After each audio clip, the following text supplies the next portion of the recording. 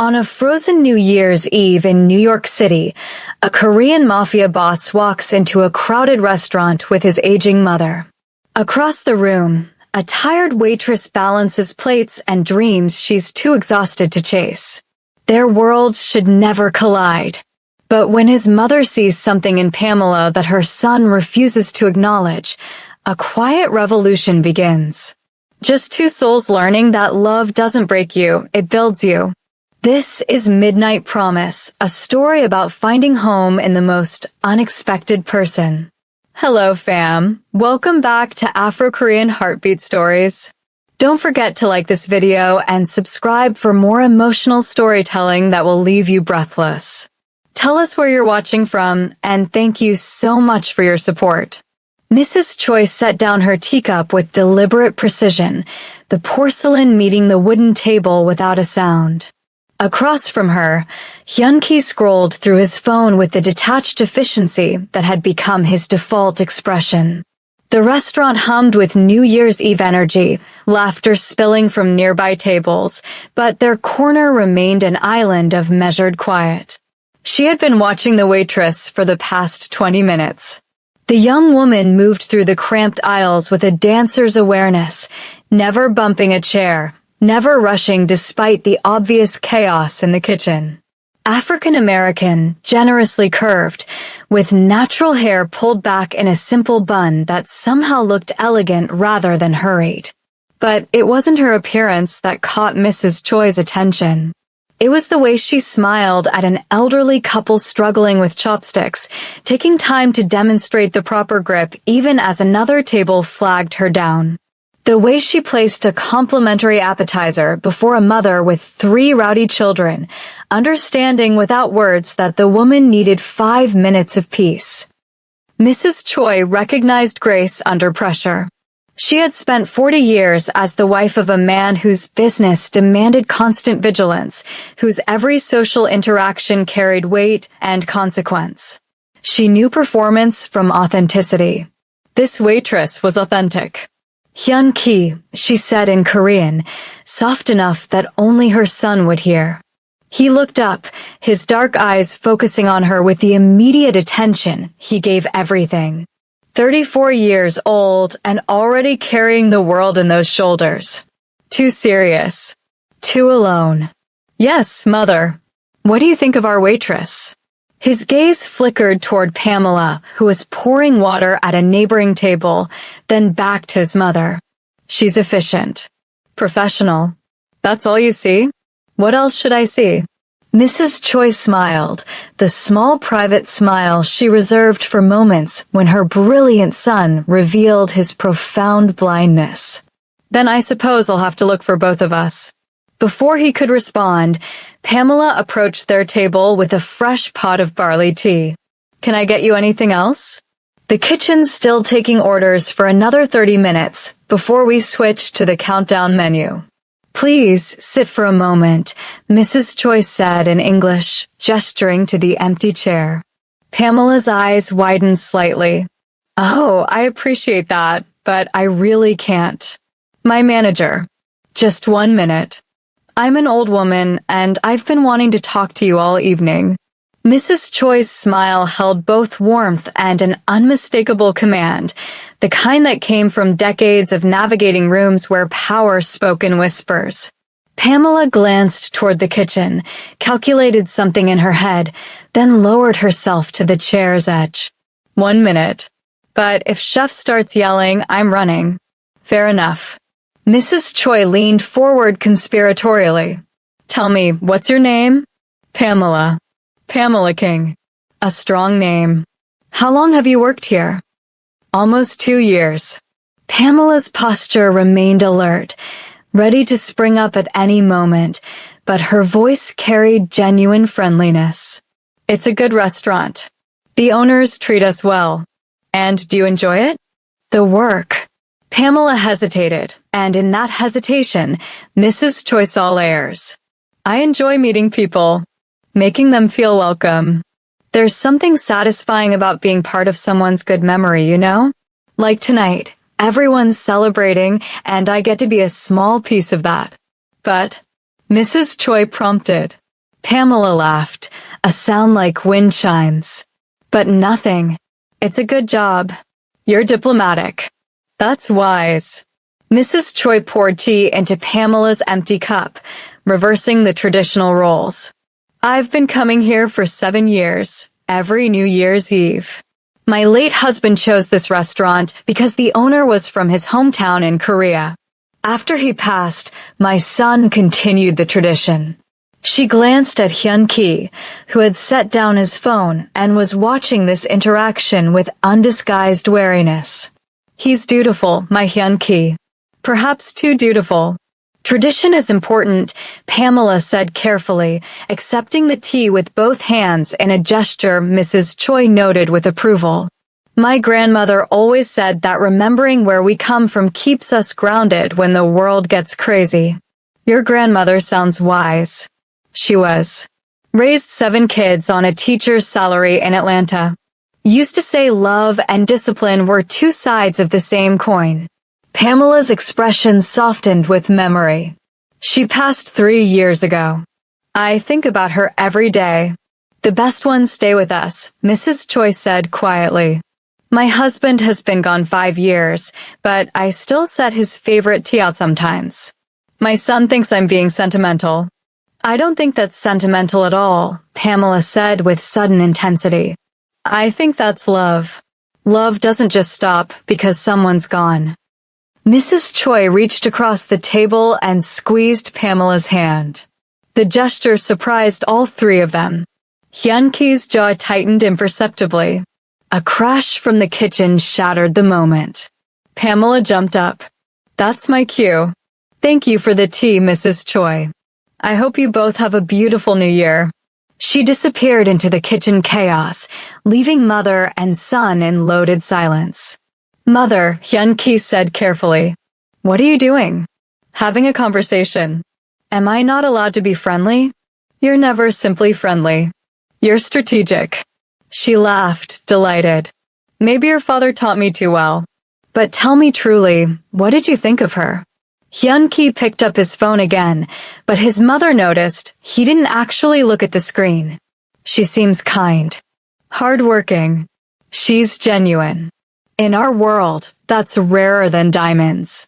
Mrs. Choi paused, choosing her next words carefully. When was the last time you had a real conversation with someone who didn't want something from you? Mother. When, Hyun-ki? He set the phone down with more force than necessary.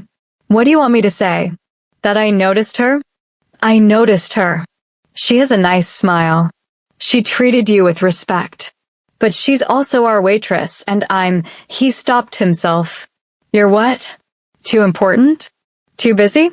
Too broken. That's not fair. Nothing about your life has been fair since your father put that burden on your shoulders. Mrs. Choi's voice gentled. I'm not asking you to marry the girl. I'm asking you to remember what it feels like to be human. To connect with someone without calculation. Your father's world nearly killed him with its coldness. I won't watch it kill you too. Hyun-ki looked at his mother with an expression that broke her heart, exhaustion wrapped in iron control. I don't have the luxury of being human. You know what I inherited. The families, the obligations, the enemies waiting for any sign of weakness. If I let my guard down for one moment, then let it down here. In this restaurant, on this night, you're not a boss. You're just my son. She gestured around the crowded room. Look at these people. They're laughing, arguing, celebrating. They're alive, Hyun-ki. When was the last time you felt alive?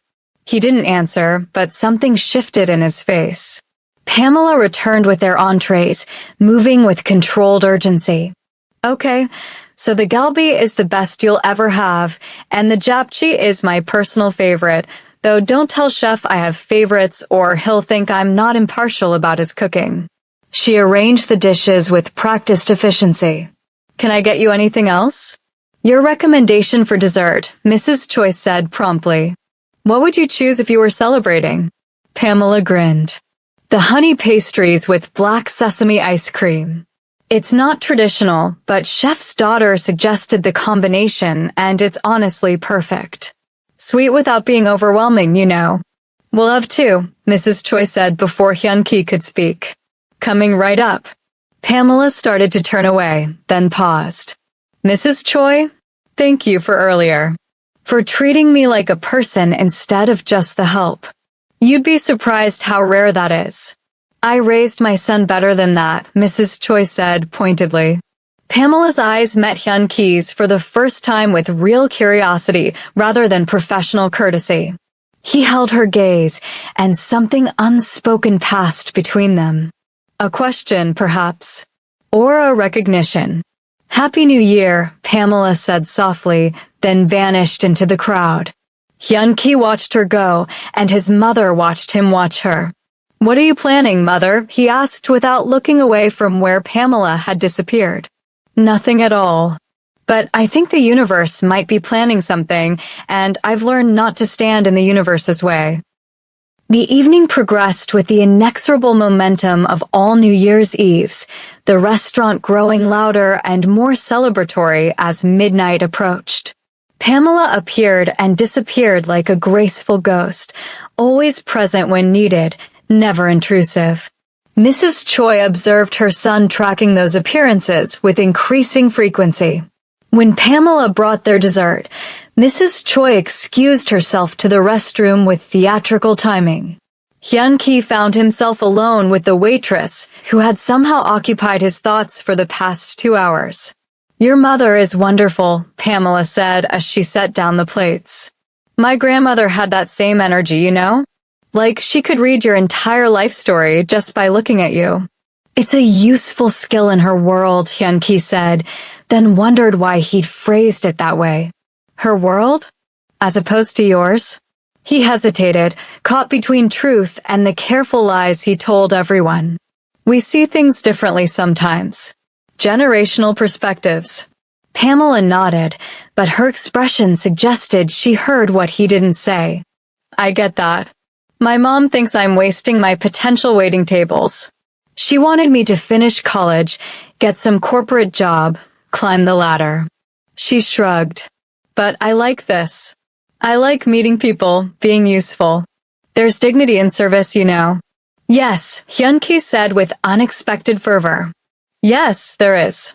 She studied him with open curiosity now, the professional mask slipping. You don't seem like the typical New Year's Eve crowd. Too quiet. Too watchful. Is that bad? It's interesting. Most people come here to forget themselves for a while, lose themselves in the noise. You look like you're trying to find something. The observation struck him with physical force. Maybe I am. Did you find it? Before he could answer, a group of drunk businessmen at a nearby table began shouting for service. Pamela's expression shifted instantly to professional concern. I'm sorry, I need to.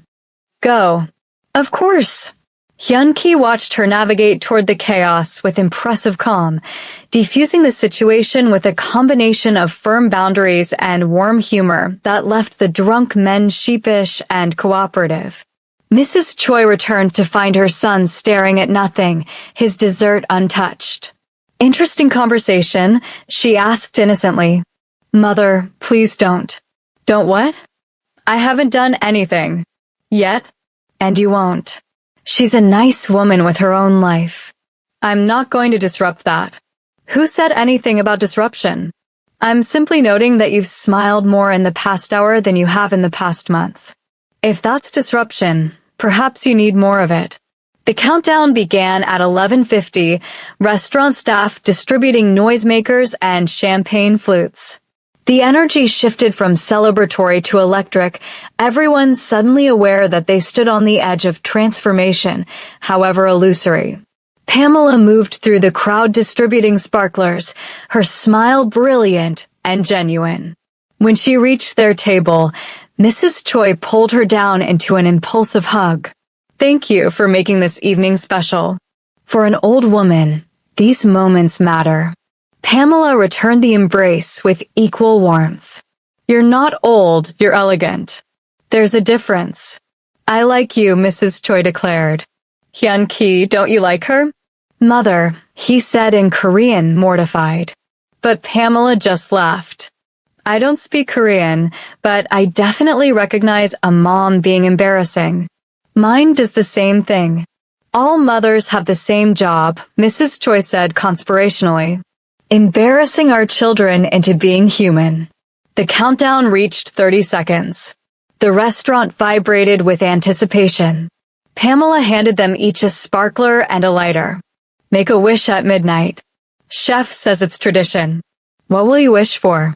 Mrs. Choi asked. Pamela considered the question seriously. Honestly, I think I'll wish for the courage to want more. I've been playing it safe for a long time. Maybe this year I'll take some risks. That sounds like a very good wish, Mrs. Choi said meaningfully. The final countdown began. 10, 9, 8. The crowd roared each number.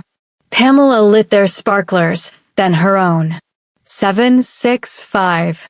Hyun-ki found himself standing without conscious decision. 4, 3, 2. Pamela's eyes met his across the golden shower of sparks. 1. The restaurant exploded in noise and light and joy. Strangers kissed strangers. Friends embraced. Champagne corks popped like small celebrations. And in the center of controlled chaos, Hyun-ki and Pamela stood 2 feet apart, sparklers burning down to nothing, neither looking away. Happy New Year, she said, barely audible above the din. Happy New Year, he replied, and meant it with an intensity that frightened him. Mrs. Choi observed this tableau with profound satisfaction, though she was careful not to let it show. She had planted a seed. Whether it would grow depended on forces beyond her control. But she had learned long ago that the best gardeners knew when to water and when to simply wait. The moment broke when another waitress called for Pamela's help. She touched Mrs. Choi's shoulder in passing, a gesture of affection that made the older woman's heart squeeze. She didn't touch Hyun-ki, but the air between them felt charged, full of potential. They left the restaurant an hour later, Mrs. Choi leaning on her son's arm more than strictly necessary. The January cold bit through their coats, crystallizing their breath. Thank you for indulging me tonight, she said in Korean. I always do. Yes, but tonight was different. You were present. Engaged. I haven't seen that version of you since before your father died. Hyun-ki helped her into the waiting car, his bodyguard maintaining discreet distance. It was a nice evening. Will you go back? To the restaurant? I suppose so, next year. I meant sooner. Perhaps without your meddling mother. Mother. I'm old, Hyun-ki.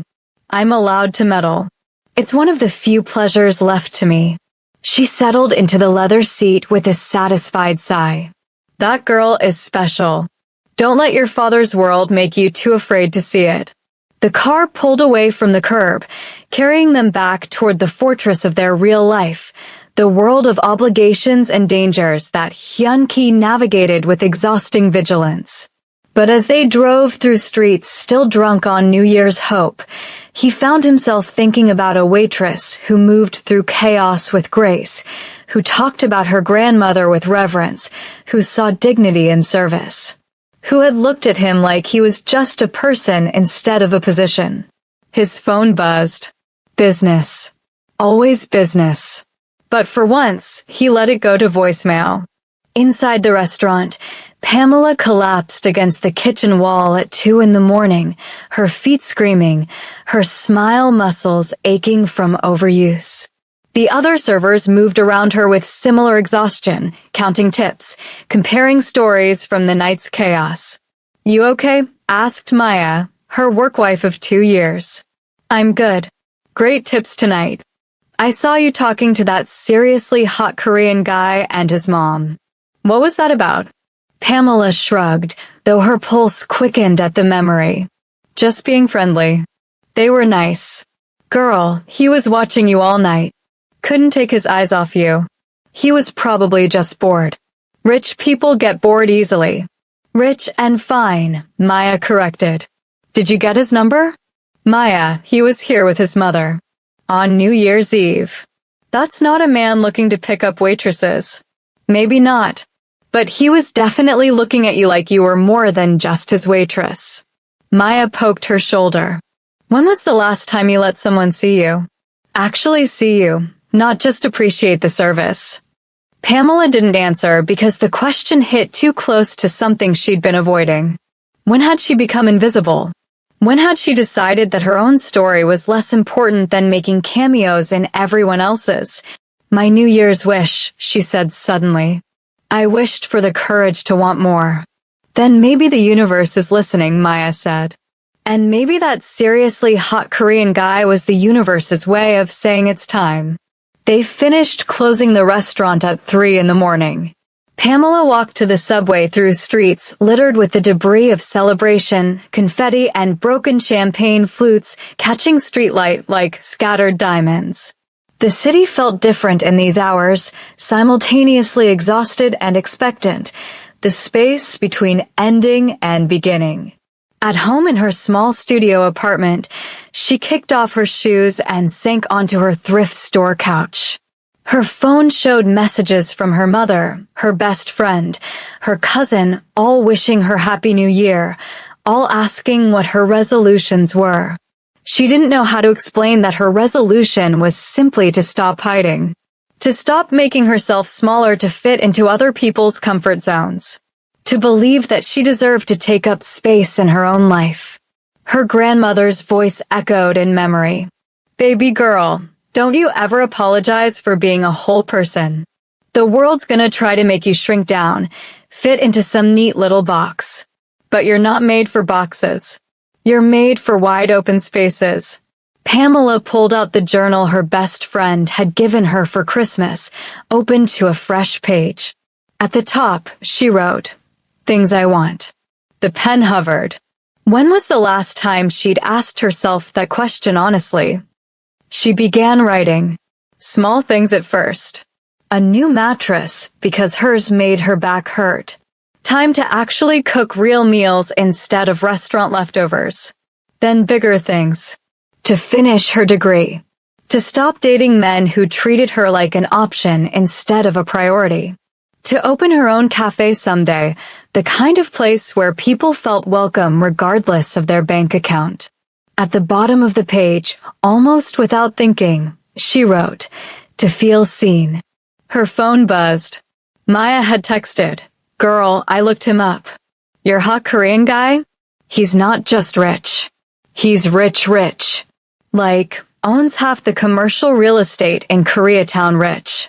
Also, possibly connected to some shady business? Internet's being vague, but there are rumors. Pamela's stomach dropped. Of course, he wasn't just a normal guy taking his mom to dinner. Of course there was a catch. She typed back, then good thing it was just a nice conversation and nothing more. But she didn't delete her journal entry. And she didn't stop wondering what it meant that she'd wished for courage, and the universe had sent her a man whose eyes held both loneliness and danger in equal measure. 5 days passed before Hyun-ki returned to the restaurant, this time alone, at 2 in the afternoon when the lunch rush had died and the dinner prep hadn't yet begun. The hostess recognized him immediately, her posture straightening with unconscious deference. Mr. Choi, welcome back. Your usual table. He hadn't known he had a usual table. Actually, I'm looking for someone. A waitress who works here. Pamela. The hostess's eyes widened slightly. Pamela usually works dinner service. She won't be in until 5. I see. Thank you. He turned to leave, feeling foolish. But she sometimes comes in early to prep, the hostess added quickly. I could check the kitchen? Please.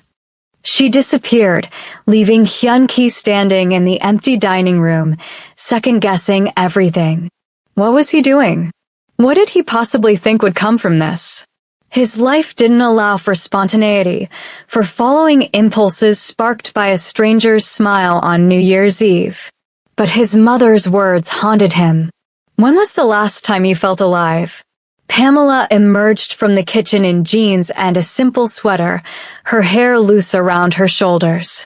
She stopped when she saw him, surprise flickering across her features before settling into cautious curiosity. Mr. Choi, is something wrong? Did we overcharge your card or something? No, nothing like that. He realized he hadn't actually planned what to say. I wanted to thank you for making New Year's Eve pleasant for my mother. She enjoyed meeting you. That's kind of you to come all the way back just to say that. Pamela's tone was friendly but guarded, the professional mask back in place. Actually, I was hoping we could talk. Do you have a few minutes? She glanced toward the kitchen, calculating. I'm technically here early to do side work, but I guess I could take a break. Wanna sit? They settled at a corner booth, far from the hostess's interested gaze. Afternoon light streamed through the windows, gentler than the harsh evening lighting he'd seen her in before. She looked younger in it and more guarded. Look, Pamela said after an uncomfortable silence. If this is about what I think it's about, I should probably be straight with you. I'm not interested in being anyone's secret or their rebellion or their walk on the wild side. I've been that girl before, and I'm too old for it now. Hyun-ki blinked. I wasn't. Because I looked you up, she continued, her voice calm but firm. You're not just some guy who takes his mom to dinner. You're someone important, someone with connections and power, and probably a very specific kind of life that doesn't include African American waitresses except in very particular contexts. And I respect that, I do, but I'm not interested in being anyone's exception or their guilty pleasure. Is that what you think I want? He felt stung, though he couldn't entirely blame her for the assumption. I don't know what you want, Mr. Choi. That's why I'm asking directly. He looked at her, really looked at her, and saw both vulnerability and steel. She had been hurt before. She had learned to protect herself. He recognized the armor because he wore his own version every day. I don't know what I want either, he admitted. But my mother said something on New Year's Eve that I haven't been able to stop thinking about. She asked me when was the last time I felt human. And I realized I couldn't remember. I operate, I function, I fulfill obligations. But feeling? Actually connecting with another person without calculation or strategy. It's been years. And you think I can fix that? Pamela's expression softened slightly, but remained skeptical. No. But talking to you that night reminded me that I used to be different. Before my father died, before I inherited his responsibilities, I used to believe that life could be more than just surviving it. He met her eyes. You asked if I found what I was looking for. I think maybe I found the reminder that I should still be looking.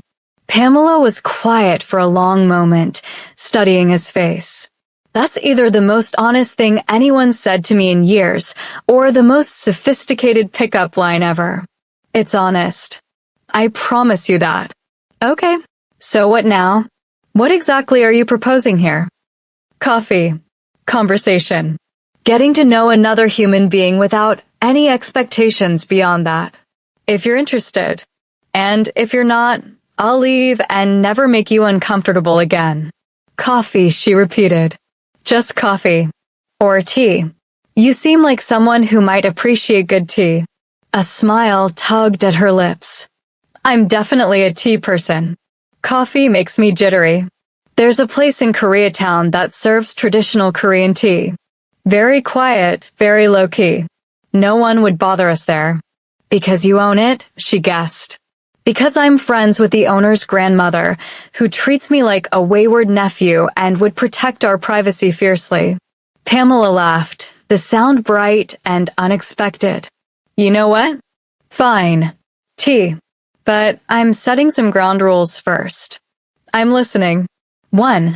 We're just two people getting to know each other. No power dynamics, no savior complexes, no pretty woman fantasies.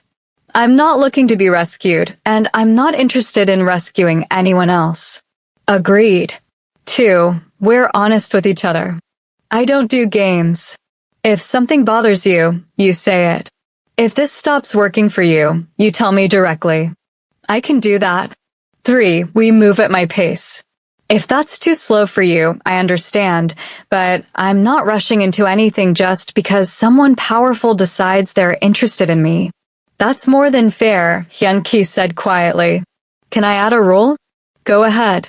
If my world ever starts to feel dangerous or uncomfortable for you, you tell me immediately.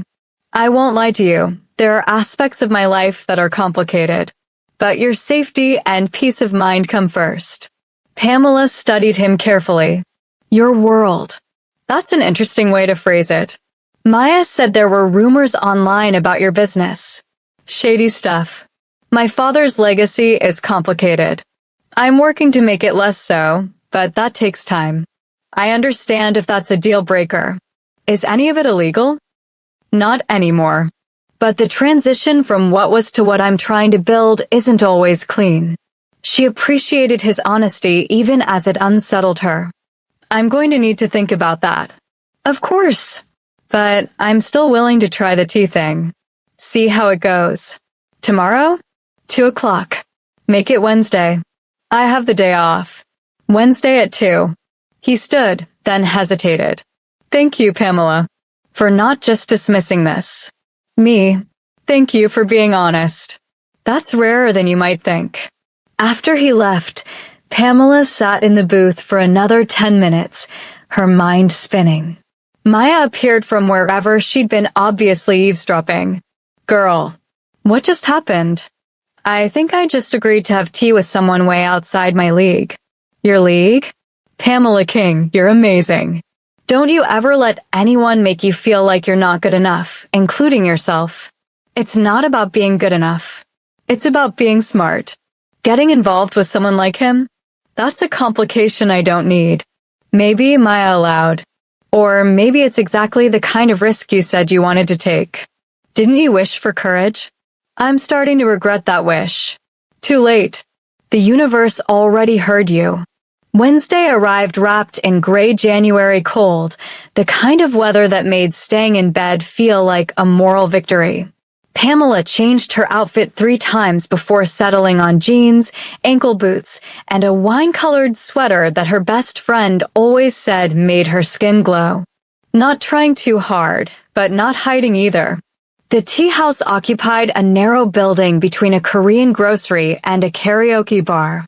Inside, everything was wood and warm lighting, traditional Korean lattice screens creating intimate spaces within the larger room. An elderly woman greeted Hyun-ki with such obvious affection that Pamela relaxed incrementally. This is Pamela, he said in Korean, then switched to English. Pamela, this is Mrs. Song. Her grandmother owned this building since 1975. Welcome, Mrs. Song said warmly. Any friend of Hyun-ki is precious to us. Please sit. I'll bring the afternoon set. She led them to a private alcove overlooking a tiny garden somehow thriving despite the season. Once they were alone, Pamela exhaled. This is beautiful. It's one of the few places I can actually relax, Hyun-ki admitted. Mrs. Song doesn't care about my position or my father's reputation.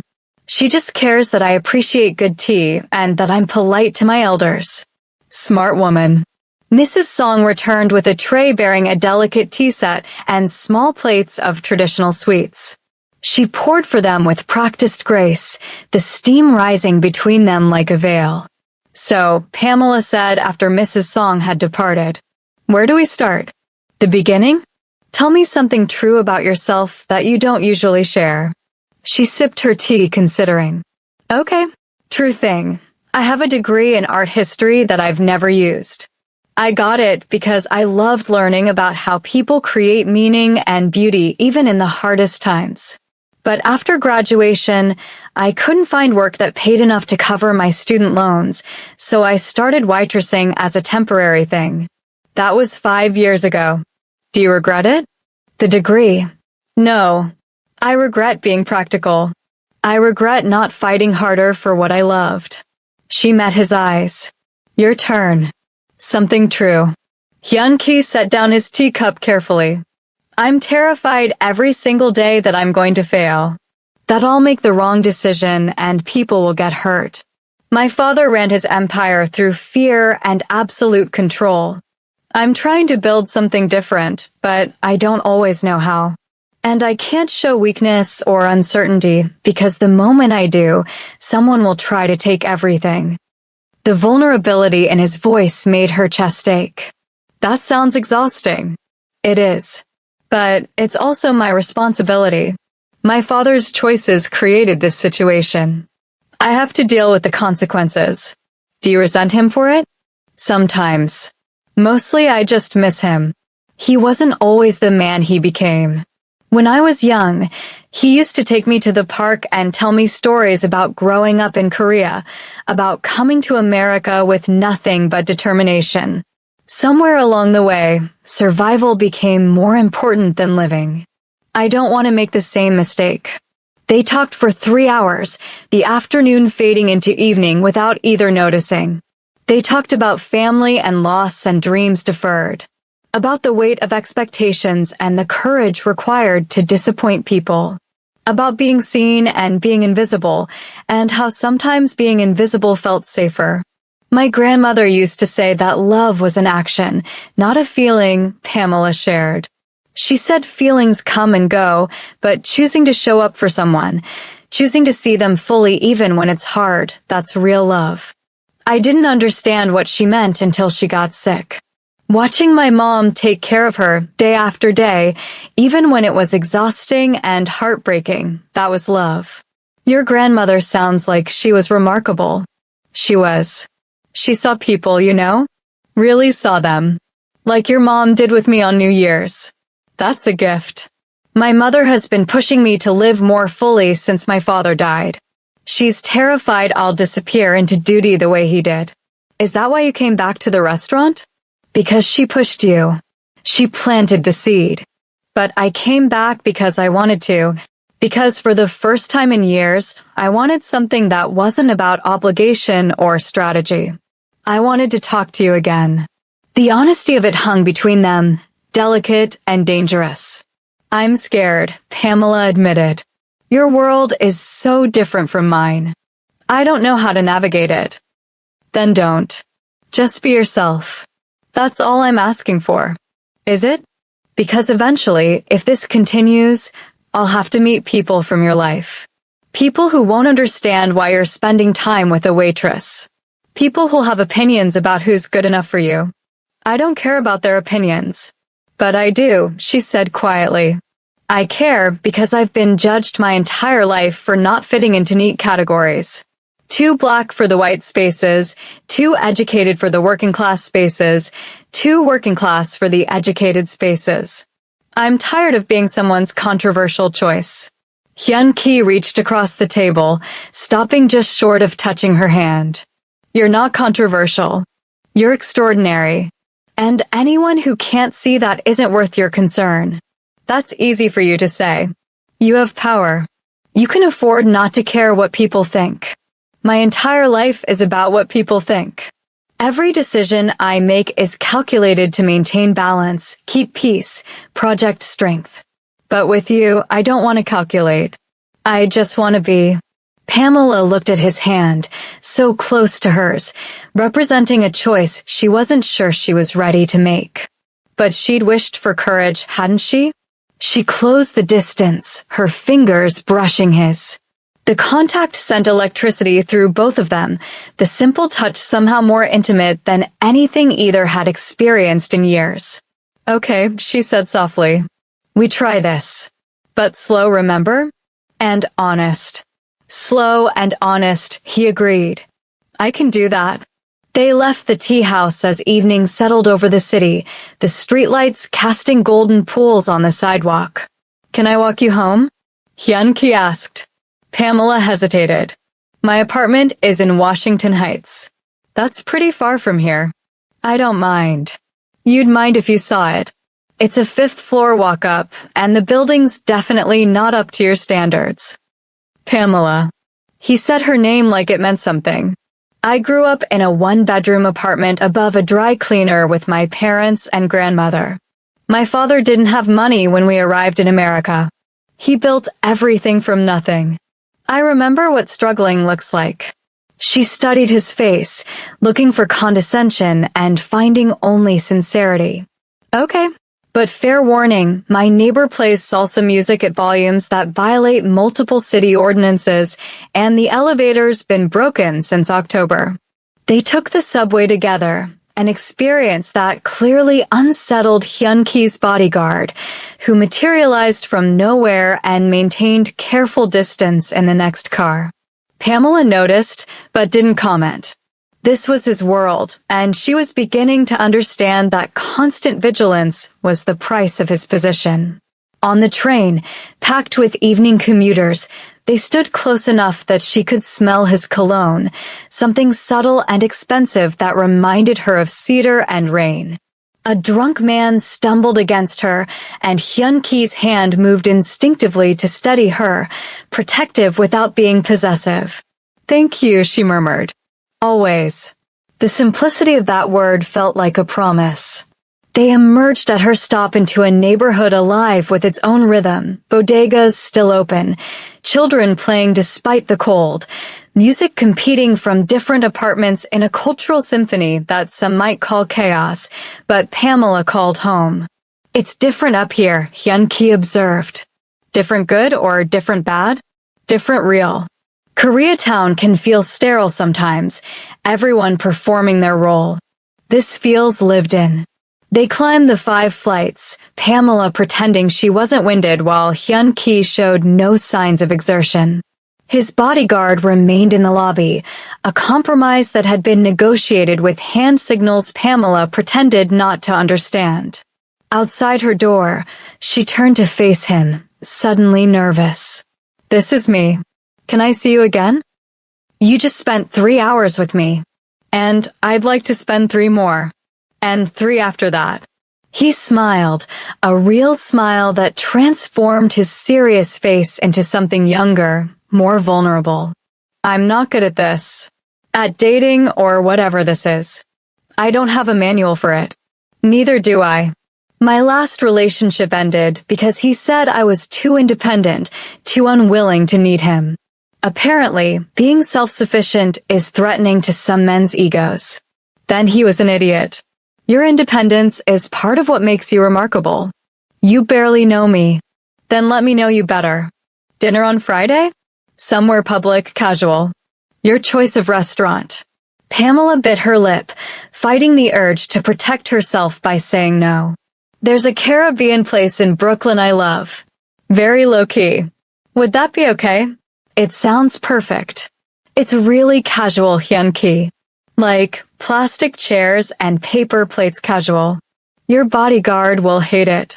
My bodyguard can deal with it." He paused, then added, "Can I ask you something?" "Sure. Why did you say yes?" "To tea, to seeing me again. You're clearly ambivalent about this, about me. It would be easier to walk away." She considered lying, offering something simple and safe. But they'd promised honesty. "Because when you looked at me on New Year's Eve, I felt like I mattered. Not as a waitress or a pleasant face or someone's temporary interest. Just as myself. And I haven't felt that in a long time. Maybe ever." He moved closer, not touching but near enough that she could feel his warmth in the cold hallway. "You do matter. I hope I can keep making you feel that way." "I hope so too." After he left, Pamela leaned against her door, her heart racing like she'd run a marathon instead of just shared tea and conversation. Her phone buzzed immediately, Maya, demanding details. "It was nice," she typed back. "Nice? Girl, you spend 3 hours with a gorgeous, rich man who looks at you like you hung the moon, and all you give me is nice." Pamela smiled despite herself. "Fine. It was really nice. He's thoughtful and honest and kind of lonely. And he makes me want to believe in possibilities. That's more like it. When are you seeing him again?" "Friday. Caribbean place in Brooklyn." "Ooh, taking him to Marva's? That's serious. You only take people you like to Marva's. It's a test. If he can handle Marva's interrogation and the goat curry, he might be worth keeping around." "Smart woman." Now get some sleep. You look like you need to process. Pamela did need to process, but sleep felt impossible. Instead, she opened her journal and wrote, "Today I took a risk. I don't know where it leads, but for the first time in years, I'm excited to find out." The next 2 days passed in a strange, suspended reality where Pamela found herself simultaneously excited and terrified about Friday. She caught herself smiling at work for no reason, then immediately second-guessing everything. What was she doing? What did she really know about this man except that he made her feel seen and his mother was lovely and somewhere in his world there were shadows she didn't understand? Maya watched her internal struggle with knowing amusement. "You're overthinking." "I'm thinking exactly the right amount. This is complicated. Everything worth having is complicated. Simple is boring. Simple is settling. Simple is also safe. And when has safe ever made you happy?" Pamela couldn't answer that because Maya was right. Every time she'd chosen safe, she'd ended up feeling half alive, going through motions without meaning. Thursday evening, her mother called. "Baby, how are you? I haven't heard from you since New Year's." "I'm good, Mama. Working, living. The usual." "You sound different. Lighter. Something happened?" Pamela hesitated. Her mother was protective, skeptical of anything that seemed too good to be true. But she also respected honesty. "I met someone. It's very new, very tentative. But I like him. Tell me about him." "He's Korean, 34, takes care of his mother. Respectful, thoughtful. We're taking things slow." "What does he do?" "He runs his family's business. Real estate, mostly." Her mother's silence spoke volumes. Real estate in New York means money. What's his family think about him dating a black woman? "I haven't met them yet. Just his mother, who is very kind to me." "Baby, I'm not trying to rain on your parade. But you know how these things go. Rich families have expectations. They want daughters-in-law who look a certain way, come from certain backgrounds. I don't want you getting hurt." "I know, Mama. I'm being careful. But not too careful, I hope. Your grandmother always said you had to risk your heart to find out what it was capable of. Just promise me you'll protect yourself while you're risking it." "I promise." After they hung up, Pamela sat with her mother's concern, understanding it came from love and experience. Her mother had raised her alone after her father left when Pamela was 6. She'd watched her daughter navigate a world that often seemed determined to make her feel like she was too much or not enough. Of course, she was protective. But Pamela was also 32, and she'd spent enough years being careful. Maybe it was time to be brave instead. Friday arrived cold and clear, the kind of January day where everything felt sharp-edged and possible. Pamela dressed in layers, jeans, boots, a fitted turtleneck, and a vintage leather jacket she'd found at a thrift store in college. Casual, but put together. She wore her hair natural, the curls framing her face in a way that had taken years to fully embrace. Hyun-ki had offered to pick her up, but she'd insisted on meeting him there. She needed the train ride to center herself, to remember who she was outside the bubble of their conversations. Marva's occupied a corner in Bed-Stuy that gentrification hadn't quite reached yet, a holdout of authentic Caribbean cooking in a neighborhood increasingly invaded by coffee shops with minimalist aesthetics. The restaurant had been there for 30 years, Marva herself holding court behind the counter, judging customers with the same exacting standards she applied to her curry goat. Pamela arrived first and immediately spotted Marva's raised eyebrow. "You brought a man here," Marva announced, not asked. "I'm meeting someone, yes." "Someone special?" "Maybe. I don't know yet." "Well, he better have good manners and an appreciation for proper food. I don't serve my cooking to people who want mild seasoning or boneless everything. This is serious cuisine." "I know, Marva. That's why I brought him here." "A test, then." "Smart girl. Your grandmother raised you right." When Hyun-ki arrived 5 minutes later, looking somewhat out of place in his tailored coat and expensive shoes, Marva's examination was immediate and thorough. His bodyguard had stayed outside after a brief, tense negotiation that Pamela had watched through the window. "You must be the maybe special someone," Marva said, her Trinidadian accent making it sound both welcoming and challenging. "I hope to be," Hyun-ki replied with unexpected charm. "Pamela's been telling me your curry goat is legendary." "It is. But legendary food requires legendary appetite. You squeamish about bones or spice?" "My grandmother fed me Korean hot peppers before I could walk. I can handle spice." Marva's expression softened fractionally. "We'll see. Sit. I'll bring you what you need." They settled at a corner table, plastic chairs and checkered tablecloth exactly as Pamela had promised. Hyun-ki looked around with genuine interest, taking in the framed photographs of Trinidad, the hand-painted menu board, the tight-knit family atmosphere. "This is wonderful," he said. "You haven't tried the food yet." "I'm not talking about the food. I'm talking about the feeling. This place has soul. You can't manufacture that." Pamela relaxed incrementally. "Marva's been here since before I moved to New York. I found this place my first week in the city when I was lonely and overwhelmed and missing home. She took one look at me and brought me a plate of food without me even ordering. Said I looked like I needed feeding. I've been coming back ever since. So this is a meaningful place for you. This is a place where I'm seen. Like your tea house. We all need those spaces, I think." Marva returned with plates piled high, curry goat, rice and peas, fried plantains, and vegetables in a spicy coconut sauce. The portions were generous to the point of absurdity.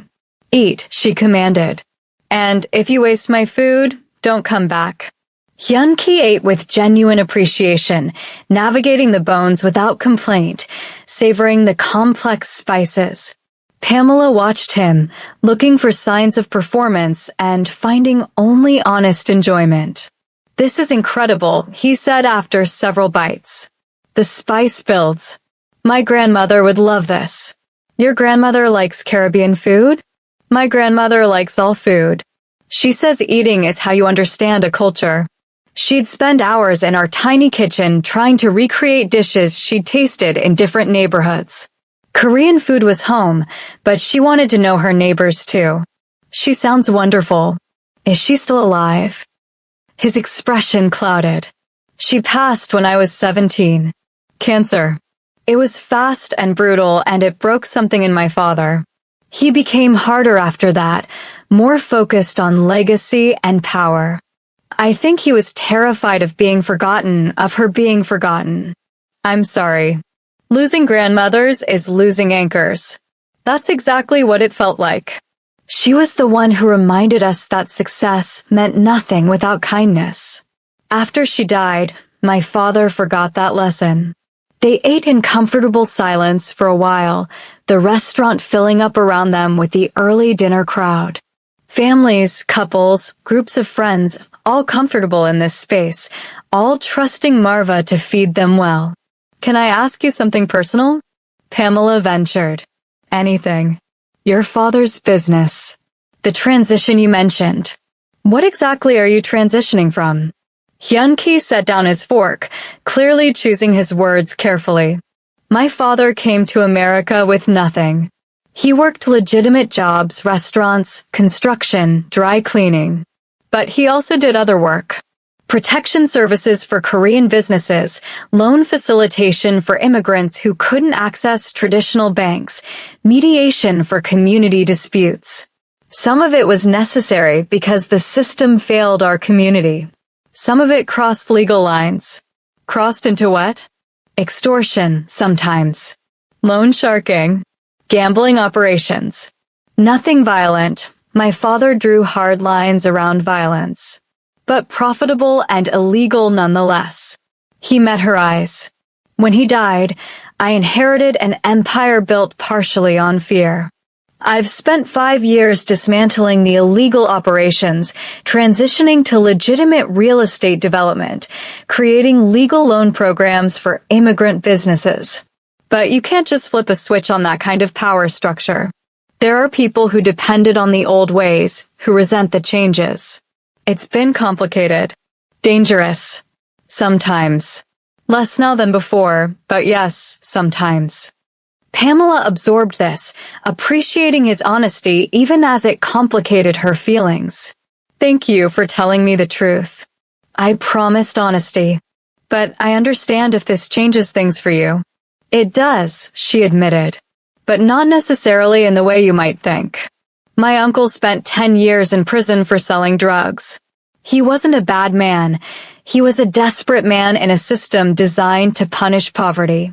I understand that sometimes survival means making complicated choices. Your uncle, is he out now? He died in prison. Diabetes that didn't get treated properly. My aunt never recovered from losing him. She paused, old grief surfacing. The world isn't as simple as good people and bad people. It's mostly just people trying to survive with the tools they have. That's more grace than I deserve. Maybe. But I'm not going into this blind. If we continue, I need to know what I'm walking into.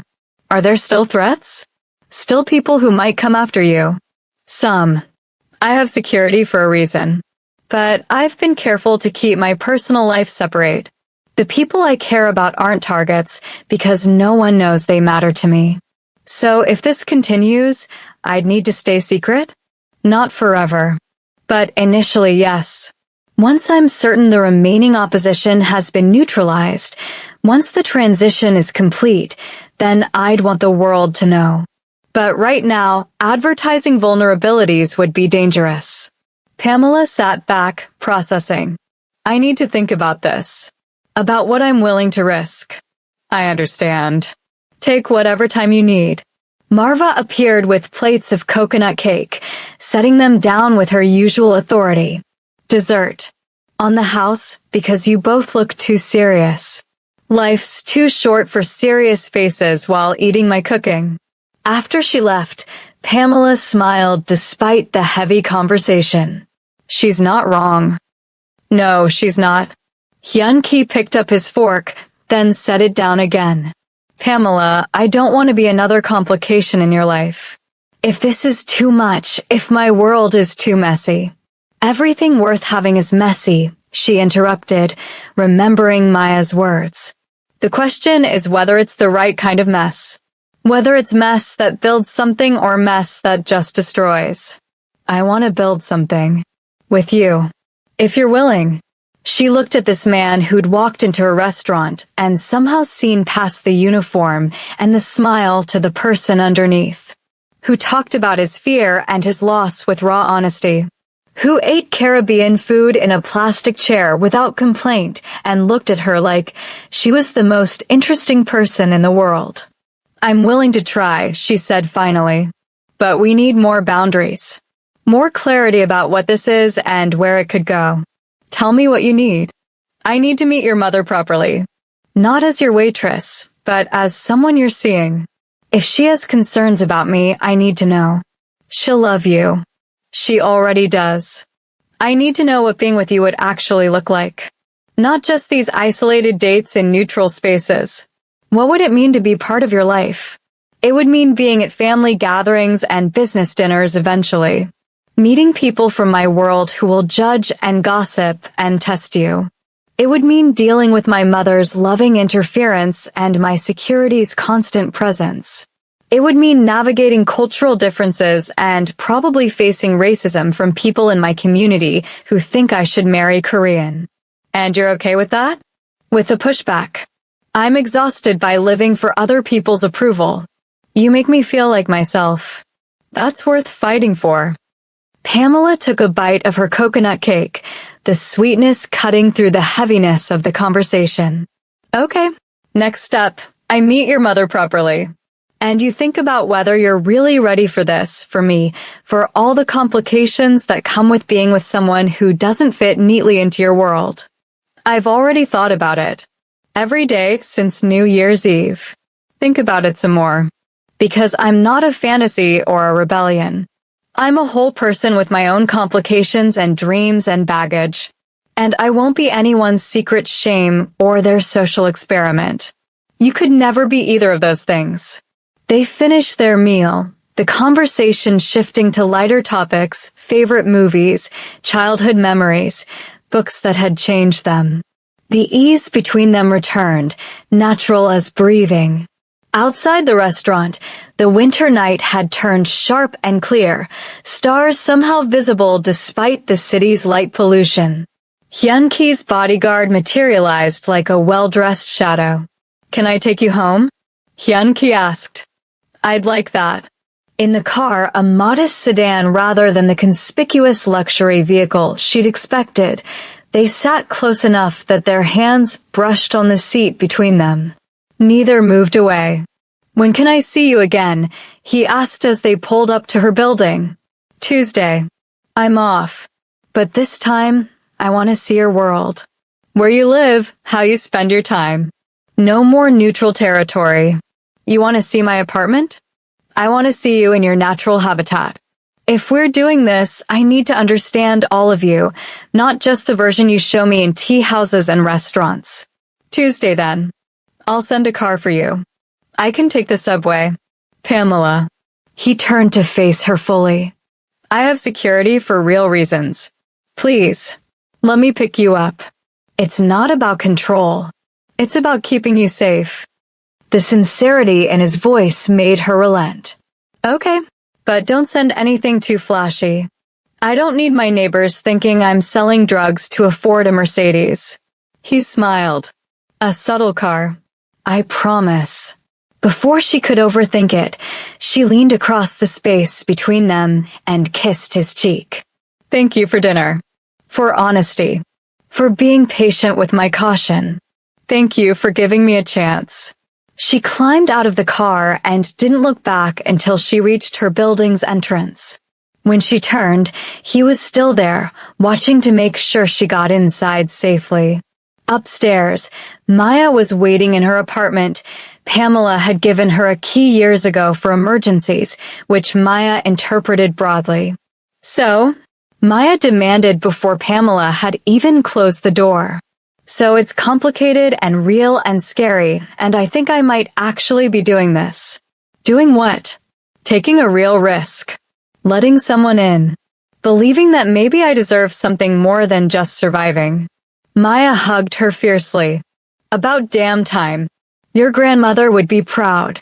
That night, Pamela didn't write in her journal. Instead, she lay in bed thinking about courage and risk, about the difference between being careful and being afraid. Somewhere across the city, in a world she barely understood, Hyun-Ki was probably thinking similar thoughts. The universe had heard her wish. Now she had to be brave enough to see where it led. If you're enjoying this story of slow burn romance and emotional risk, please like this video and leave a comment telling me what you think about Pamela and Hyun-Ki's journey. And don't forget to subscribe so you don't miss what happens when Pamela enters Hyun-Ki's world. Trust me, you'll want to see how this unfolds. Tuesday arrived with unexpected snow, the kind of gentle. Flurries that made New York look softer, almost magical. Pamela changed her outfit 4 times before settling on black slacks, a cream sweater, and her good coat, the one she usually saved for job interviews and special occasions. The car that arrived was indeed subtle, a dark blue sedan that wouldn't attract attention. The driver was professional and kind, asking about her music preferences for the ride. She appreciated Hyun-Ki's attention to these small details, the way he tried to make her comfortable even in unfamiliar territory. They drove to a building in Koreatown that looked unremarkable from the outside, but once they passed through security, multiple layers of it, she noted everything changed. The penthouse elevator required a key. The hallway on the top floor held only 2 doors.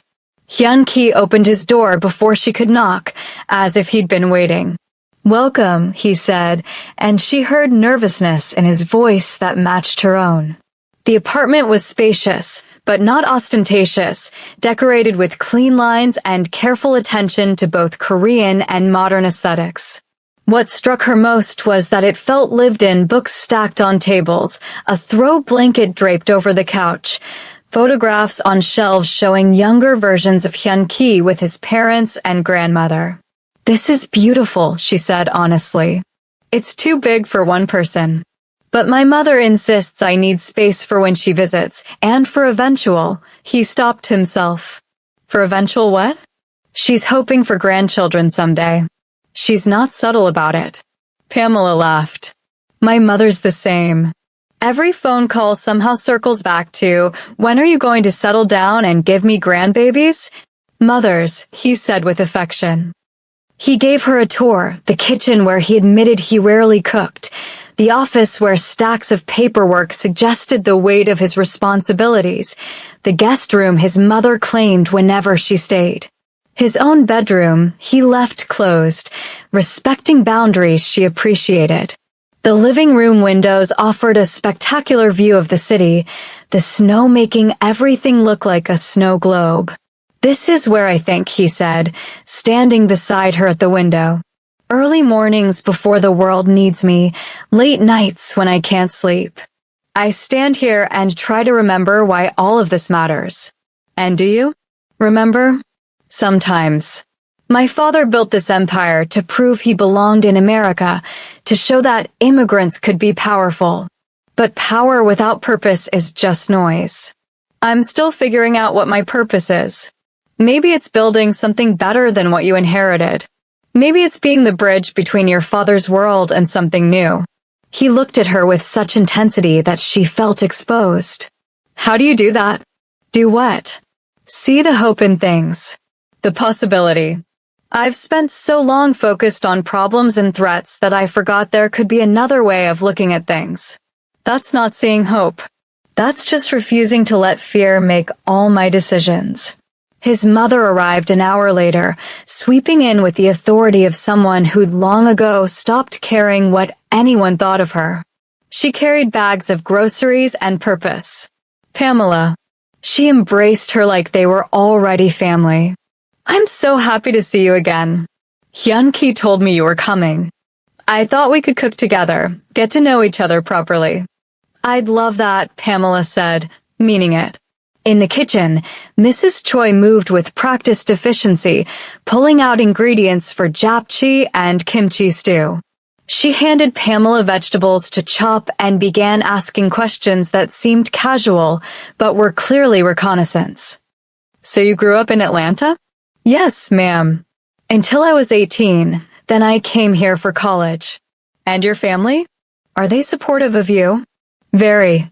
My mother worries, but she wants me to be happy. She raised me alone after my father left, so she's protective." Mrs. Choi nodded approvingly. "Single mothers are strong. They have to be." "And your grandmother?" "Hyun-ki mentioned she influenced you greatly." "She did. She taught me that kindness wasn't weakness, that you could be soft and still be strong. She died 3 years ago, and I still miss her every day. The good ones stay with us." Mrs. Choi's hands stilled over the vegetables. "My mother-in-law was like that. She kept my husband human when the world tried to make him hard. After she died, he changed. I couldn't stop it, couldn't bring back the man I married. I won't let that happen to my son." The raw honesty of the statement hung in the kitchen. "Is that why you're here?" Pamela asked gently.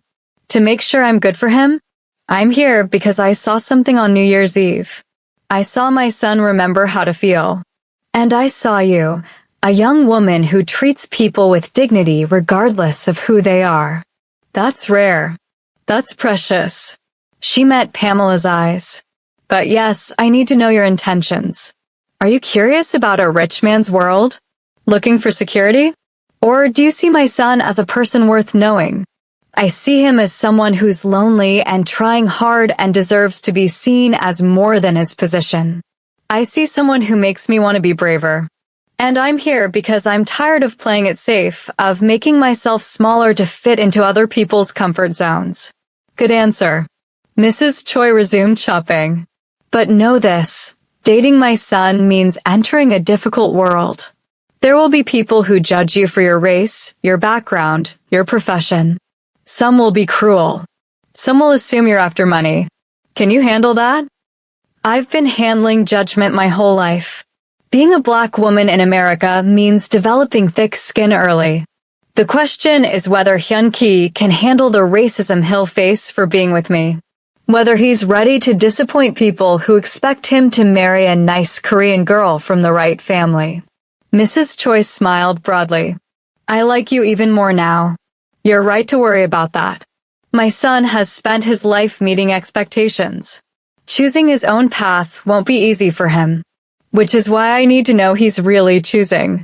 Not just rebelling or trying something different.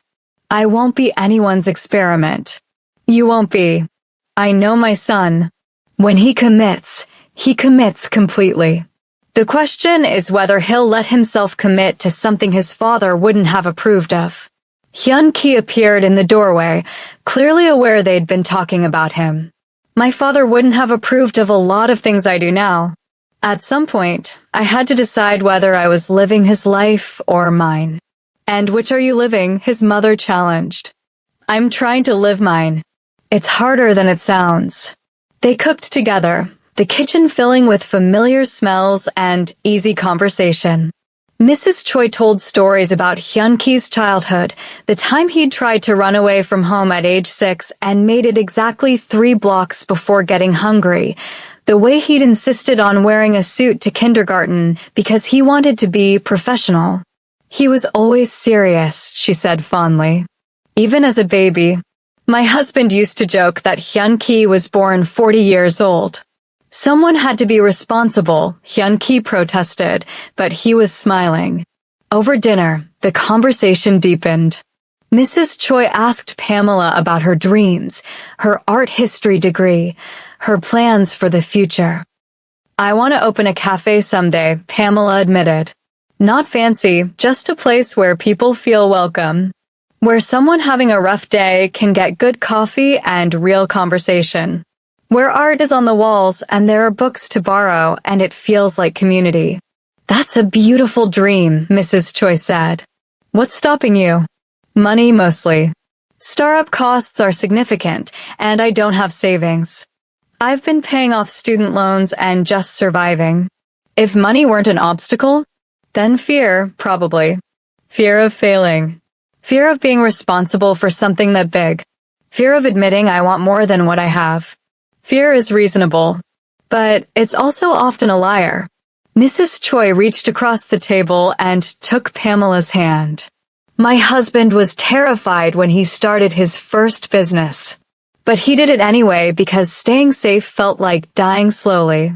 After dinner, Mrs. Choi announced she was leaving, despite Hyun-ki's protests that it was late. I have a car, I have a driver, and you two need time without an old woman chaperoning. She hugged Pamela warmly. Come to my house for tea soon. I want to show you photos of Hyun-ki as a chubby baby. He hates when I do this, which makes it even more fun. After she left, Hyun-ki and Pamela sat on the couch, the city lights creating patterns on the floor. Your mother is formidable, Pamela said. She's protective. But she likes you. If she didn't, you'd know. She asked me about my intentions. Like we're in a period drama. And what are your intentions? He asked, turning to face her. Honestly, I don't know yet. I'm attracted to you. I like talking to you. I think you're lonely in ways I understand. But I'm also scared. Your world is so different from mine, and I don't know if I can navigate it without losing myself. I don't want you to lose yourself. I want you to be exactly who you are. That's easy to say now. But what happens when your business associates meet me? When your community starts gossiping? When people make assumptions about why we're together? Then we face it together. And anyone who can't respect you doesn't deserve access to my life. That's a big promise. I know. But I mean it. He reached for her hand, his touch tentative. Pamela, I haven't felt this way about anyone in years. Maybe ever. You make me remember that life can be more than duty and obligation. That's not small. She looked at their joined hands, his olive-toned skin against her darker brown, thinking about all the ways the world would judge this simple gesture. But in his apartment, in this moment, it felt right. Okay, she said softly. We keep going. But promise me something. Anything. Promise me you'll tell me if this gets too hard. If choosing me means sacrificing things that matter to you. I need to know you won't resent me later for complicating your life. I promise. And you promise me the same thing. If my world becomes toxic for you, if it's costing you too much, tell me. Your peace matters more than my comfort. They sat in silence, the unspoken understanding between them settling like snow outside the windows. This thing between them was fragile and new, but it was also undeniably real. Around midnight, Hyun-Ki's driver took Pamela home. She spent the ride thinking about Mrs. Choi's stories, the warmth of the kitchen, the way Hyun-Ki looked at her like she was essential. Maya was asleep on her couch again, clearly having let herself into wait for details. Pamela covered her with a blanket and went to bed with a full heart and a quiet sense of hope. The following weeks unfolded in a careful dance of growing closer while respecting boundaries. They saw each other twice a week, sometimes for meals, sometimes just for walks through neighborhoods neither had explored. Hyun-Ki came to her world, eating at diners in Washington Heights, meeting Maya and gradually relaxing into the casual warmth of her community. Pamela ventured further into his world, attending a business dinner where she smiled through patronizing questions and Hyun-Ki's hand on her back was the only thing keeping her grounded. They talked about everything. Family expectations and the weight of legacy. Race and the different ways it shaped their experiences. Fear and courage and the thin line between them. Their conversations had depth that neither had found elsewhere, the kind of intimacy that came from genuine curiosity and mutual respect. But they also navigated challenges. The first time someone made a racist comment about Pamela within Hyun-Ki's hearing, his response was so coldly furious that the person literally backed away.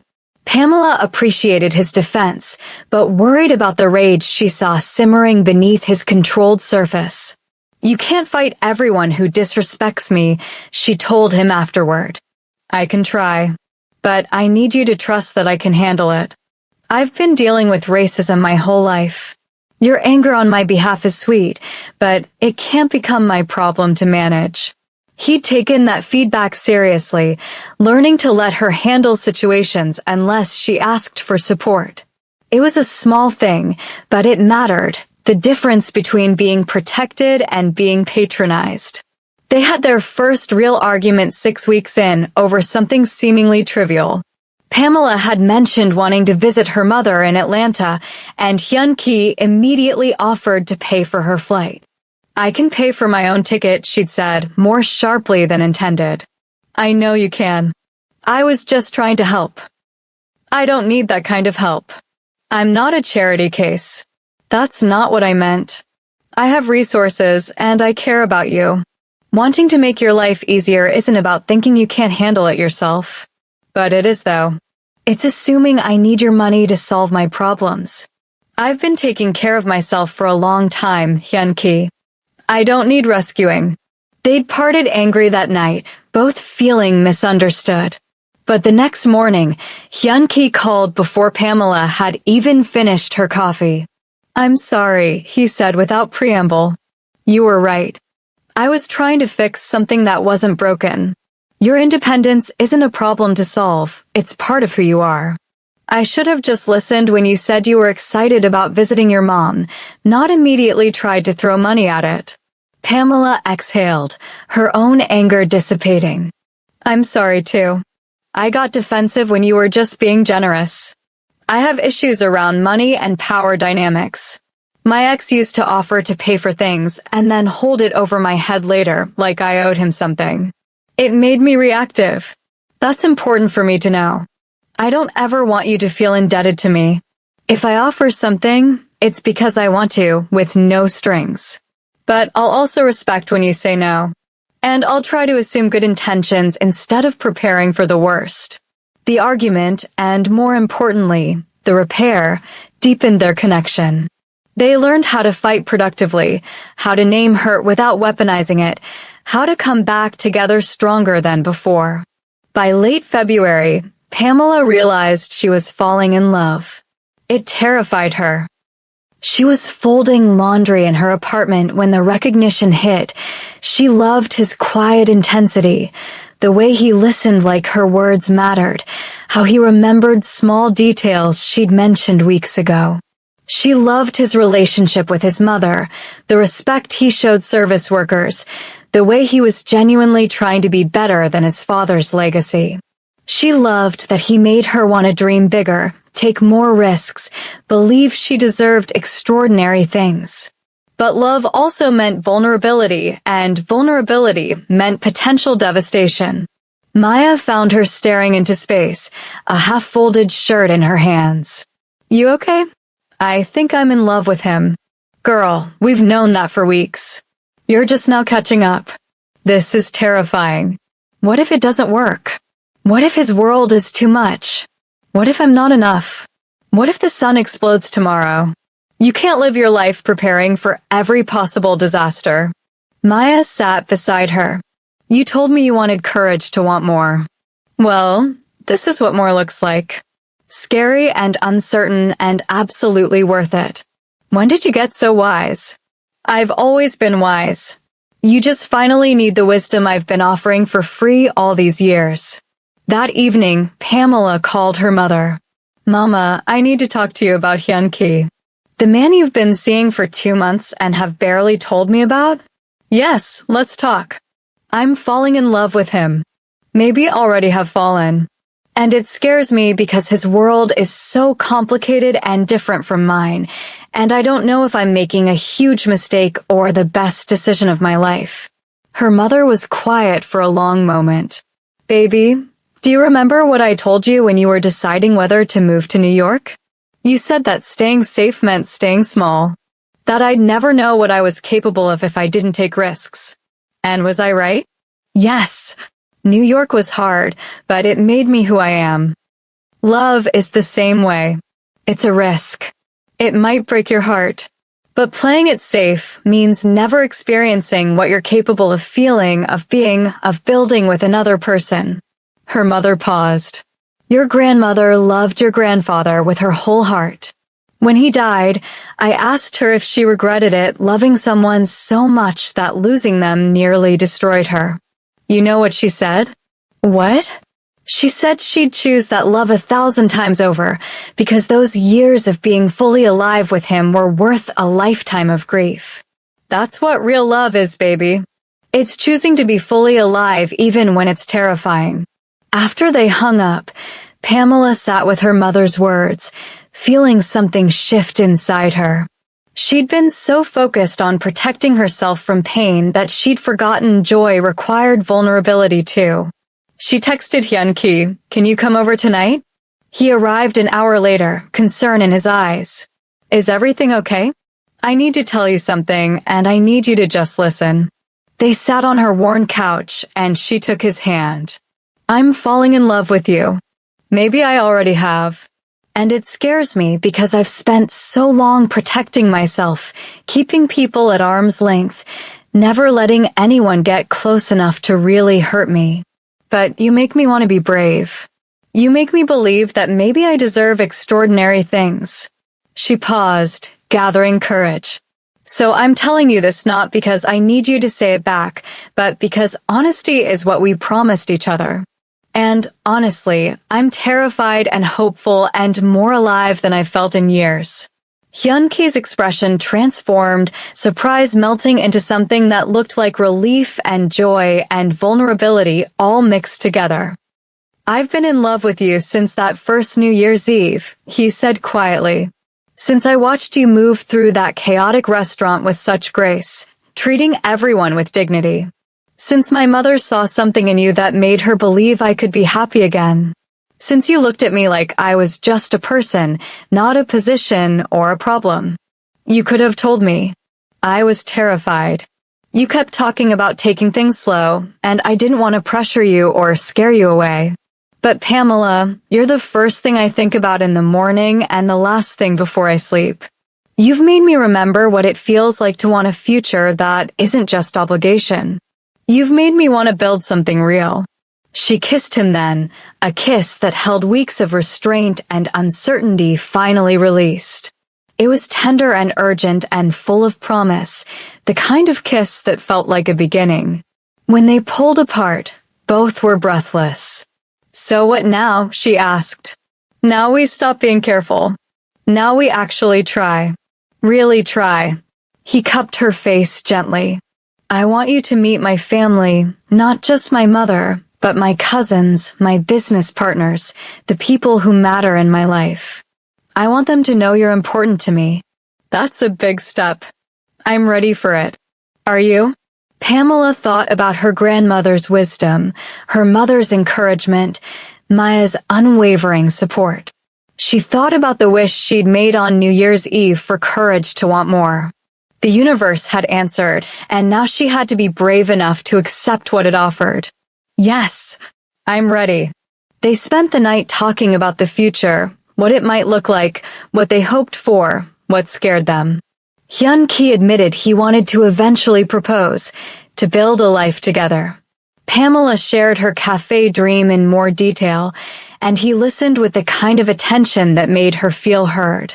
They didn't solve everything, didn't eliminate all obstacles, but they committed to facing them together. The next month brought integration into each other's lives in deeper ways. Pamela met Hyun-ki's extended family at a gathering that was simultaneously welcoming and overwhelming. His cousins were curious and mostly kind, though she caught whispers and sidelong glances that reminded her she was breaking unspoken rules about who belonged in this world. His mother's presence helped, her clear approval providing a shield against more overt disapproval. One of Hyun-ki's business partners, an older man named Mr. Park, cornered Pamela at the dessert table. "So you're the one who's caught our Hyun-ki's attention," he said in accented English. "I suppose I am." Unusual choice for him. His father would have expected someone more traditional. Pamela met his gaze directly. Unusual can be good. Sometimes tradition is just another word for limitation. Mr. Park studied her, then smiled. "Perhaps you're right. Hyun-ki has always been too bound by his father's expectations. Maybe you'll help him break free." He paused. "But understand that many people are invested in who he becomes. His choices affect more than just himself." "I understand that. But he deserves to make his own choices, not just inherit everyone else's expectations." Spoken like someone who's never had to balance duty and desire. It wasn't said unkindly, but the weight of it settled over Pamela nonetheless. After the party, she felt exhausted in ways that went beyond physical tiredness. Hyun-ki drove her home, sensing her mood. "That was a lot," he said. "Your world is intense. Everyone's watching, judging, calculating. It's like being on stage constantly. I'm sorry. I know it's not easy. I'm not saying I can't handle it. I'm just acknowledging that it costs something. Emotional energy, sense of self, the ability to just be without performing. If it costs too much, stop. I'm not backing out. I'm just being honest about the challenge. That's what we promised, remember? Honesty about the hard parts." He pulled over, turning to face her fully. "You're right. And I need to be honest too. Being with you publicly, making our relationship known, it's already caused friction. Some of my business partners think I'm being foolish, risking my credibility for romance. There's been talk about whether I'm fit to lead if I can't even manage my personal life according to community standards. And what do you say to that? I say that their approval isn't worth losing you. That I'd rather build something authentic than maintain something hollow. But I'd be lying if I said it didn't affect me, didn't make me question myself sometimes. I appreciate that honesty. It helps to know I'm not the only one struggling with this." They sat in the car for another hour, talking through fears and frustrations, slowly learning how to navigate a relationship that existed in the space between two very different worlds. Spring arrived slowly in New York, winter reluctant to release its grip. But by early April, the city began to thaw, and with it came new possibilities. Hyun-ki surprised Pamela by asking her to come look at a space with him, a corner location in a neighborhood halfway between Koreatown and Washington Heights. "What are we looking at?" she asked as they stood before a vacant storefront with large windows and good bones. "A potential cafe location. I've been researching your dream, looking at what it would take to make it real. This space is available, reasonably priced, and in a neighborhood that could use exactly what you described, a welcoming place for community." Pamela stared at the space, emotion tightening her throat. "Hyun-ki, I can't afford this." "I know, but I can invest in it. Not as charity, but as a genuine business investment. You'd own 51%, maintain creative control, and final say on all decisions. I'd be a silent partner providing capital and business expertise. You'd pay me back from profits over time. Why would you do this? Because I believe in you. Because your dream is beautiful and deserves to exist. Because I want to support you the way you've supported me." He turned to face her. "I know you're wary of accepting help from me, but this isn't about rescue. It's about partnership. About betting on something we both believe in." She looked at the space, imagining it filled with light and art and comfortable chairs. Imagining regulars who knew her name, conversations that mattered, a place that felt like home. "I need to think about it. I need to make sure I'm saying yes for the right reasons, not just because it's offered. Take all the time you need, but know that I mean this. I've watched you make everyone else's spaces better. You deserve your own space to shape." That evening, Pamela called her mother, Maya, and her best friend from college, convening an impromptu phone conference to think through the offer. "This is huge," Maya said. "This is your dream being handed to you. But is it really my dream if someone else makes it possible? Or does that make it his dream that he's letting me play in?" "That's not fair," her best friend interjected. "Having a partner with resources doesn't diminish your dream. It just means you have support most people don't get. The question is whether you trust his intentions and whether you're comfortable with the strings that might be attached." "He says there are no strings." "Do you believe him?" her mother asked. Pamela thought about the past 3 months, Hyun-ki's consistency, his respect for her boundaries, the way he'd worked to understand her concerns instead of dismissing them. She thought about how he listened, how he'd changed behaviors when she explained they hurt her, how he'd opened his life to her even when it was uncomfortable. "Yes," she said finally. "I believe him." "Then the question isn't whether to accept help," her mother said. "It's whether you're ready to build something big. Whether you're ready to step into the version of yourself who owns a business and takes up space and refuses to play small." "That's the scary part. What if I fail? What if you don't?" Maya countered. "What if you're amazing at this? What if you create exactly the kind of space the city needs?" After the call ended, Pamela sat with her journal and wrote a list of fears and a list of hopes. The hopes outweighed the fears, but only barely. At the bottom of the page, she wrote her grandmother's words, "You're not made for boxes. You're made for wide open spaces." She texted Hyun-ki, "I want to do this. But I need a lawyer to review the partnership agreement, and I need a year to plan and save some capital of my own. I won't go into this with nothing but your money. I need skin in the game too." He responded immediately, "That's more than fair. I'll have my attorney draw up terms for your lawyer to review. And I think waiting to properly plan is wise. Good things are worth doing right." The next year unfolded in a careful balance of deepening relationship and professional preparation. Pamela worked with a small business consultant that Hyun-ki's mother recommended, taking night classes in business management and accounting. She saved every spare dollar, determined to contribute meaningful capital to her dream.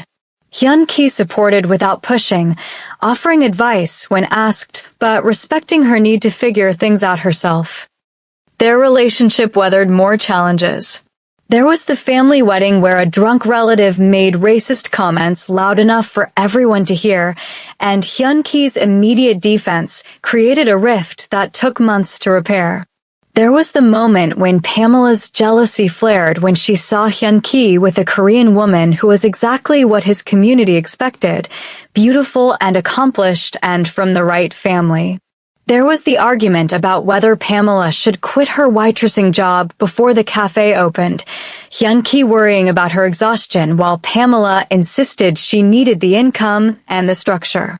But they learned to fight and repair, to name hurt without weaponizing it, to choose each other even when it was hard. They built something real in the space between their different worlds. Mrs. Choi became one of Pamela's fiercest supporters, treating her like a daughter and openly discussing her hopes that they would marry soon. "I'm not getting younger," she'd say. "I want to see my son happy and settled before I'm too old to enjoy grandchildren." "Mother, you're 65 and healthier than most 40-year-olds, Hyun-ki would protest, but his eyes would meet Pamela's with shared understanding that his mother's interference came from love.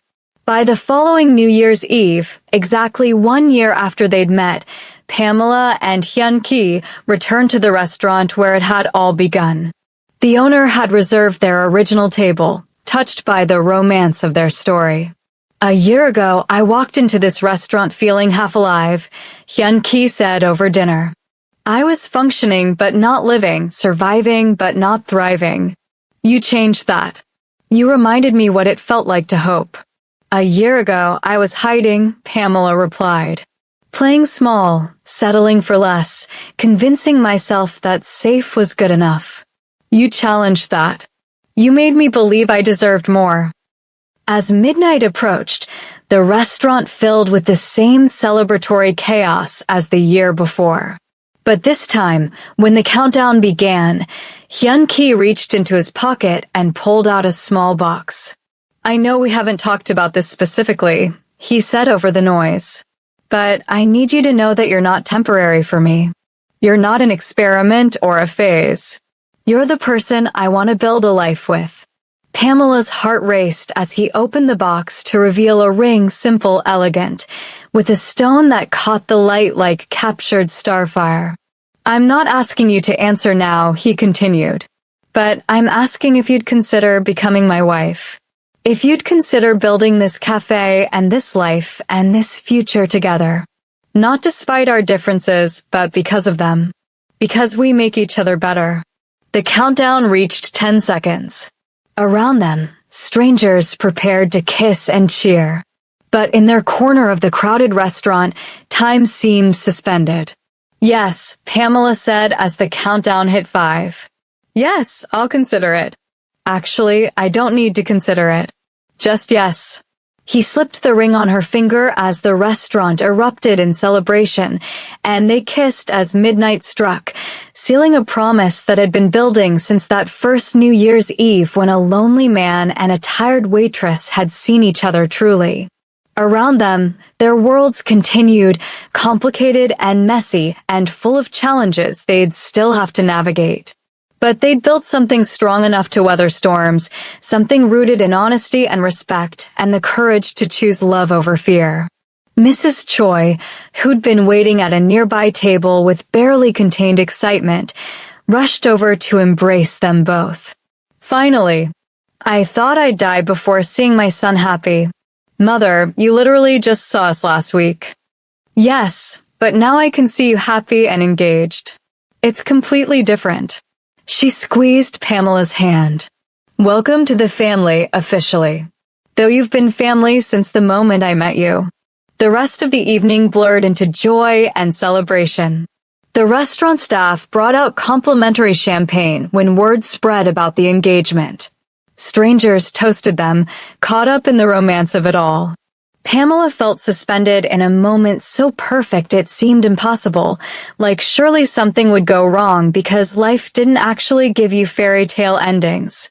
But as she looked at Hyun-ki, at his mother's delighted face, at the ring on her finger that represented not just love, but genuine partnership and respect, she let herself believe that maybe some stories did get happy endings. Not perfect ones, they'd still face prejudice and cultural clashes, and the daily work of choosing each other. But happy ones nonetheless. They left the restaurant after 2 in the morning, the city quiet in the way it only gets in the space between celebration and hangover. Snow had started falling again, thick flakes that made everything look new. "I love you," Hyun-ki said as they stood on the sidewalk, neither ready to end the night. "I love you too, even though you're going to make me deal with your mother's wedding planning opinions. She's going to have so many opinions. I'm counting on it. I always wanted a mother-in-law who actually liked me." They walked through the snowy streets, hand in hand, talking about nothing and everything. About wedding plans and cafe opening dates and the future they'd build together. About fear and courage and the space between them where love lived. 6 months later, the cafe opened its doors. Pamela had named it Wide Open Spaces, a tribute to her grandmother's wisdom. The walls displayed rotating art from local artists. Hyun-ki had insisted on supporting emerging talent. The coffee was excellent, the atmosphere welcoming, and within weeks, it had become exactly what Pamela had envisioned, a community hub where people felt safe to be themselves. Maya worked there part-time, managing social media and events. Mrs. Choi visited 3 times a week, always bringing Korean pastries to share and offering unsolicited, but usually helpful business advice. Hyun-ki came by most mornings before heading to his office, sitting in the corner with his laptop, watching Pamela move through her space with the same grace she'd shown in the restaurant where they'd met. The wedding took place in the fall, a blend of Korean and African American traditions that confused some guests, but delighted others. Pamela's mother walked her down the aisle, and Mrs. Choi performed the piebeek ceremony with such joy that everyone ended up in tears. The reception featured both kimchi and collard greens, both traditional Korean music and R&B, both cultures honored and celebrated. There were still challenges. Some of Hyun-ki's business associates never fully accepted Pamela. Some of her extended family worried she'd changed, sold out, forgotten where she came from. There were moments of doubt, moments when the weight of navigating between worlds felt crushing. But there were more moments of joy, of lying in bed on Sunday mornings, planning their future. Of Pamela teaching Hyun-ki to make her grandmother's cornbread while he taught her his grandmother's kimchi recipe. Of building something that honored both their histories while creating something entirely new. 2 years after opening, Wide Open Spaces had become a neighborhood institution. Pamela had expanded to offer evening events, poetry readings, art shows, community organizing meetings. She'd hired 3 more employees, all people who needed second chances the way she once had. The cafe wasn't just profitable, it was meaningful. One quiet Tuesday afternoon, Mrs. Choi stopped by with news that made Pamela's hands shake. "I'm pregnant," Pamela said, the words still feeling unreal. "Just 8 weeks. We weren't really trying yet, but..." Mrs. Choi's shriek of joy could probably be heard in New Jersey. "A grandchild. Finally. I'm going to be a grandmother. You can't tell Hyun-ki. I want to tell him myself tonight. My lips are sealed. But I'm also going to start knitting immediately." She paused, her expression softening. "Your grandmother would be so proud of you. Building this life, taking these risks, becoming the woman you were always meant to be." Pamela felt tears prick her eyes. "I wish she could meet her great-grandchild. She'll know them through you. That's how love works. It echoes forward through generations." That evening, Pamela told Hyun-ki over dinner in their apartment the same apartment where she'd first told him she was falling in love. His reaction was everything she'd hoped for, shock melting into wonder, pulling her into an embrace so tight she could barely breathe, whispering promises about the life they'd build for this child who wasn't even born yet. "They're going to be so loved," he said, his hand on her still flat stomach. "So loved and so seen and so free to become whoever they want to be. We're going to mess up sometimes. Being parents is terrifying. We'll mess up together. And we'll figure it out together. Just like everything else." On New Year's Eve, 3 years after that first meeting, they returned once more to the restaurant. This time, Pamela was 6 months pregnant, her belly a gentle curve that Hyun-ki couldn't stop touching. They sat at their table, the table where love began, the owner now called it, and reflected on how far they'd come. 3 years ago, I was terrified," Pamela said. "I didn't know if I could handle your world, if I was brave enough to want more. And now? Now I know that courage isn't about not being afraid. It's about choosing love despite the fear. It's about building something real in the space between different worlds. It's about believing you deserve extraordinary things and then doing the work to create them." "You've taught me that," Hyun-ki said quietly. "You've taught me that I don't have to choose between duty and happiness. That I can honor my father's memory while building a different kind of legacy. That love doesn't make you weak, it makes you brave enough to be human."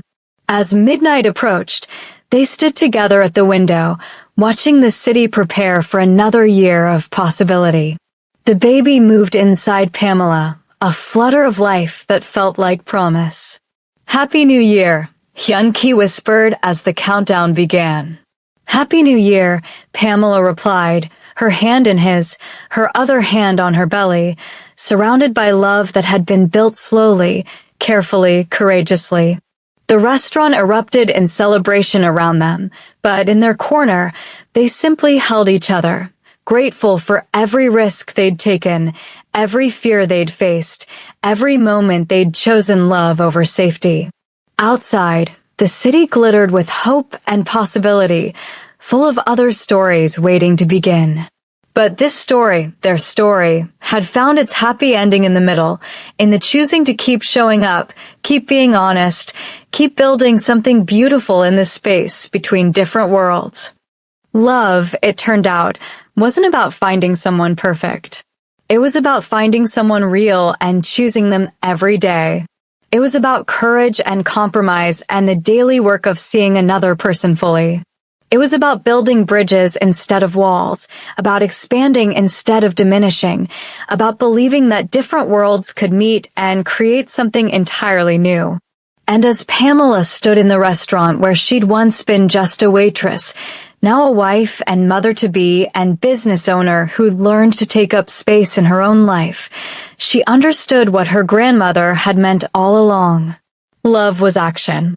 Courage was choice. And she'd chosen well. The midnight kiss tasted like promise and possibility, like 3 years of learning to be brave, like a future full of challenges they'd face together. Around them, strangers celebrated and cheered, but all Pamela heard was Hyun-ki's whispered words against her ear. "Thank you for seeing me. Thank you for choosing me. Thank you for teaching me how to live. Thank you for the same," she whispered back. "Thank you for everything." And in that moment, surrounded by celebration and love and the baby growing inside her, Pamela King understood that she'd kept her New Year's wish from 3 years ago. She'd found the courage to want more. And more had found her in return. If this story of slow burn romance, cultural bridges, and finding courage to build extraordinary love moved you, please like this video and subscribe to our channel. Share your thoughts in the comments below. Have you ever taken a risk on love that scared you? Have you ever had to navigate between different worlds for someone you cared about? Your stories matter, and I'd love to hear them. Hit that notification bell so you don't miss our next emotional journey. Until next time, remember, you're not made for boxes. You're made for wide open spaces.